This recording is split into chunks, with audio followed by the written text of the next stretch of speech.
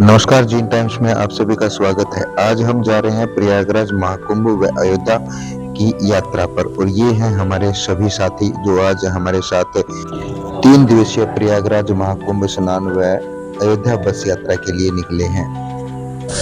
हमारी बस यात्रा आज जींद के रानी तालाब से शुरू हुई और रोहतक होते हुए ये कानपुर, आगरा और फिर प्रयागराज की तरफ कूच करेगी। फिलहाल हम पहुंचे हैं पिंडारा में, जहां से हमने खाने पीने का सामान गाड़ी में लोड किया और उसके बाद यहां से हम चल दिए। आपको बता दें कि इस यात्रा का नेतृत्व प्रवेश कुमार और अंकुश कुमार कर रहे हैं। देखते ही देखते कुछ समय पश्चात हमारी यात्रा जो है वो रोहतक पहुंच गई और अंधेरा छा गया। आपको बता दें कि इस यात्रा में प्रयागराज महाकुंभ स्नान व अयोध्या बस यात्रा के लिए लगभग 66 के करीब जो श्रद्धालु हैं वो हमारे साथ इस यात्रा में हिस्सा ले रहे हैं। सबसे पहले सभी यात्री कल प्रयागराज महाकुंभ में स्नान करेंगे और फिर उसके बाद अपने अगले पड़ाव की ओर अग्रसर होंगे। कुछ समय पश्चात हम रोहतक से निकले ही थे कि सभी श्रद्धालुओं ने चाय पीने की इच्छा जताई, तो सभी गाड़ी से नीचे उतर आए और फिर सभी चाय पीने के लिए जाने लगे। श्रद्धालुओं में प्रयागराज महाकुंभ में स्नान करने के लिए उत्साह दिखाई दे रहा था। आपको बता दें कि हमारी इस यात्रा के साथ कई बुजुर्ग जो हैं व्यक्ति भी मौजूद हैं और कुछ वृद्ध महिलाएं भी हमारी यात्रा में शामिल हैं। महाकुंभ स्नान और अयोध्या यात्रा हमारी 3 दिन की ये यात्रा होगी। इधर यात्रा में शामिल श्रद्धालुओं के लिए चाय बनाने का कार्य बिट्टू भाई ने संभाल लिया था और वो चाय बनाने के लिए तैयार थे। देखते ही देखते कुछ ही समय में उन्होंने चाय को तैयार कर दिया और फिर कुछ ही टाइम बाद सभी यात्री चाय पीकर जो है वो फिर से रवानगी के लिए तैयार हो गए। सभी श्रद्धालु अपनी अपनी सीटों पर जा रहे थे, लेकिन उधर अंकुश भाई ने अपनी इस जिम्मेवारी को बखूबी निभाते हुए सभी यात्रियों को जो है उनकी सीटों तक पहुंचाने का कार्य वो लगातार जो है कर रहे थे। इसी वर्ष इस महाकुंभ में स्नान व अयोध्या बस यात्रा उनके नेतृत्व में यह लगातार तीसरी बार जो है वो अपने गंतव्य स्थान पर पहुंच रही है। महाकुंभ मेला 2025 प्रयागराज में 13 जनवरी 2025 से 26 जनवरी 2025 तक आयोजित होने जा रहा है। कुंभ मेला एक धार्मिक तीर्थ यात्रा है जो 12 वर्षों के दौरान 4 बार मनाई जाती है। कुंभ मेले का भौगोलिक स्थान भारत में 4 स्थानों पर फैला हुआ है और मेला 4 स्थल पर पवित्र नदियों पर स्थित 4 तीर्थ स्थलों में से एक के बीच घूमता रहता है। जैसा कि हम आपको बता रहे हैं कि हरिद्वार उत्तराखंड में गंगा के तट पर, मध्य प्रदेश में उज्जैन में सिरपा नदी के तट पर और नासिक के महाराष्ट्र में गोदावरी नदी के तट पर और उत्तर प्रदेश के प्रयागराज में गंगा, यमुना और पौराणिक अदृश्य सरस्वती के संगम पर मनाया जाता है। प्रयागराज महाकुंभ के विशेषणों की बात करें तो पौष पूर्णिमा के दिन 13 जनवरी 2025 को सोमवार के दिन शुरू हुआ और मकर संक्रांति के दिन मंगलवार 14 जनवरी 2025 को मौनी अमावस्या यानी कि सोमवती के दिन जो है ये मेला मनाया गया। 29 जनवरी 2025 बुधवार के दिन बसंत पंचमी और माघी पूर्णिमा के दिन ये दिन भी विशेष रूप से मनाया जाता है। महाशिवरात्रि के दिन इसका समापन होगा जो कि 26 फरवरी 2025 को है। बुधवार के दिन प्रयागराज शहर की असल खूबसूरती यहाँ के घाटों को देखने को मिलती है। घाटों पर बैठकर गंगा में आरती और सूर्यास्त का नज़ारा मन मोह लेने वाला होता है।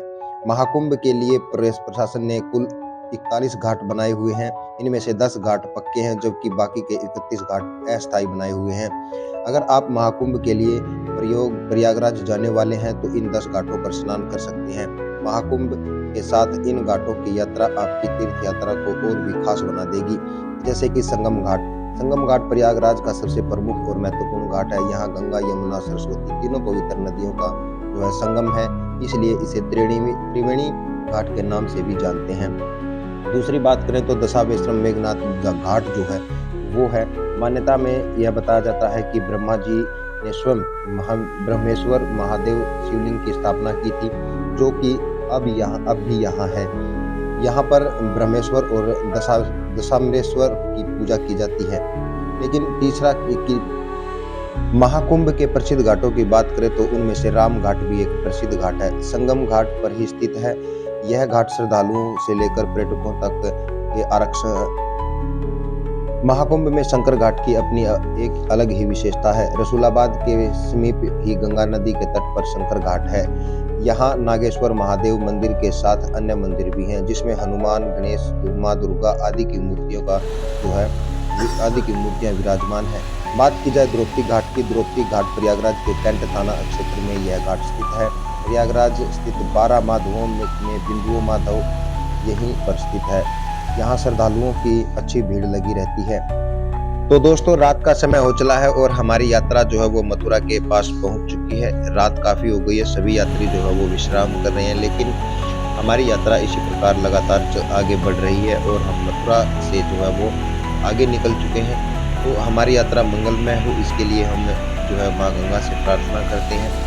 लेकिन देखा जाए तो रात का समय बहुत ही जो है वो कठिन होता है और यात्री हमारे जो हैं वो सभी सो रहे हैं। जैसे ही हम सुबह अपनी यात्रा के लिए रवाना हुए तो प्रयागराज से तकरीबन 200 किलोमीटर पहले जो है वो जाम का सामना करना पड़ा, जिसके अंदर एक एम्बुलेंस भी फंसी हुई थी। और ये जाम इतना लंबा था कि बताया जा रहा है कि कम से कम ये 4 से 5 किलोमीटर लंबा जाम था।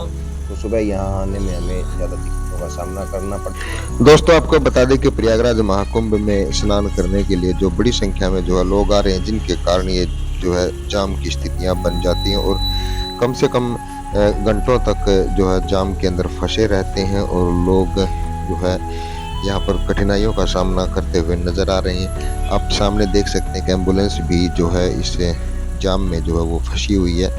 और जैसे ही हम यहाँ से निकले तो फिर प्रयागराज में भी ऐसा ही जाम देखने को मिला। और एम्बुलेंस की बात करें तो ये एम्बुलेंस अभी भी हमारे साथ ही इस जाम के अंदर जो है वो फंसी हुई है। तो आप सभी लोगों से दरख्वास्त है कि जब भी आप आएँ तो पार्किंग का इस्तेमाल यहाँ पर जो है वो ज़रूर करें। और फिलहाल हम जाम से यहाँ से निकल चुके हैं। प्रयागराज हमसे 212 किलोमीटर जो है वो यहाँ से दूर है और जगह जगह पर आप देख सकते हैं कि बड़ी संख्या में जो है बसें प्रयागराज की तरफ कूच कर रही हैं। यहाँ से प्रयागराज जो है वो 212 किलोमीटर दूर है और हमारी यात्रा जो है वो लगातार चल रही है।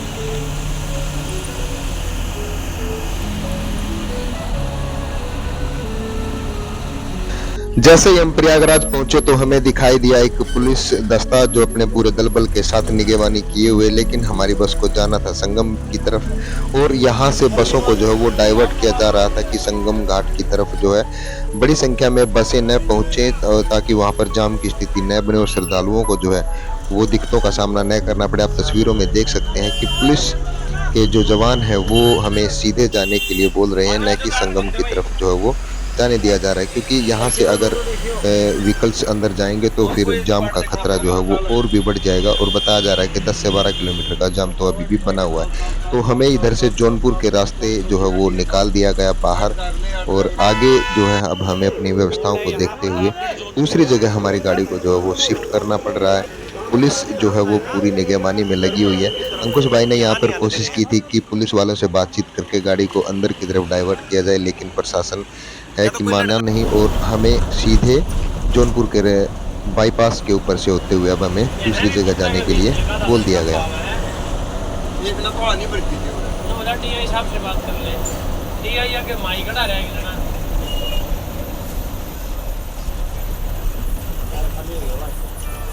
मुद्दा तो ये है भी वो लोग मैं आऊंगा का हो 30 किलोमीटर बंदा कैसे भेजूं मैं, आप लोग तो आओ तो पहुंच लियो।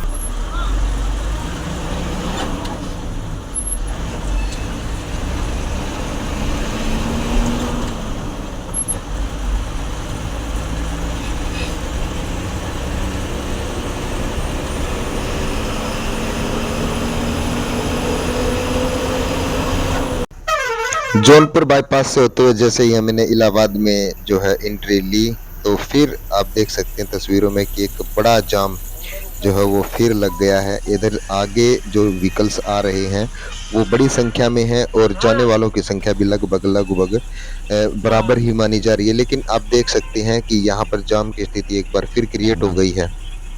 आखिरकार दोस्तों, जाम को पार करते हुए हम कुछ देर बाद जो है हमारे जो रहने का जो है प्रबंध जहाँ किया गया था वहाँ पर पहुँच चुके हैं। सभी यात्री जो है वो अब रेस्टोरेंट यहाँ पर जो रुक है उसके अंदर रुकेंगे और रात को यहीं पर रुककर खाना खाने के बाद जो है वो गंगा स्नान के लिए निकलेंगे और फिर जो है कुंभ के दर्शन करेंगे। यात्री जो है वो थके हुए हैं, अभी कुछ कहना मुश्किल है कि अभी जाएंगे या सुबह जाएंगे, तो देखना होगा यात्री कब जो है श्रद्धालु बनकर जो कुंभ में दर्शन के लिए जाएंगे। लेकिन देखते रहिए आप हमारी वीडियोज़ को, लगातार आपकी पूरी कवरेज हम अपने चैनल के माध्यम से जो है वो देते रहेंगे। और अभी जो है यहाँ से कुंभ के दर्शन करने के बाद कल हमारी गाड़ी जो है वो रवाना होगी अयोध्या के लिए। वहाँ पर राम मंदिर के जो है दर्शन किए जाएंगे और सरयू नदी पर जो है श्रद्धालुओं को स्नान करवाया जाएगा। और उसके बाद की अगर कोई अपडेट होगी तो हम अपने चैनल के माध्यम से आप सभी को साझा करेंगे। तो देखते रहिए आप जींद टाइम्स को और वीडियो को शेयर जरूर करें। धन्यवाद।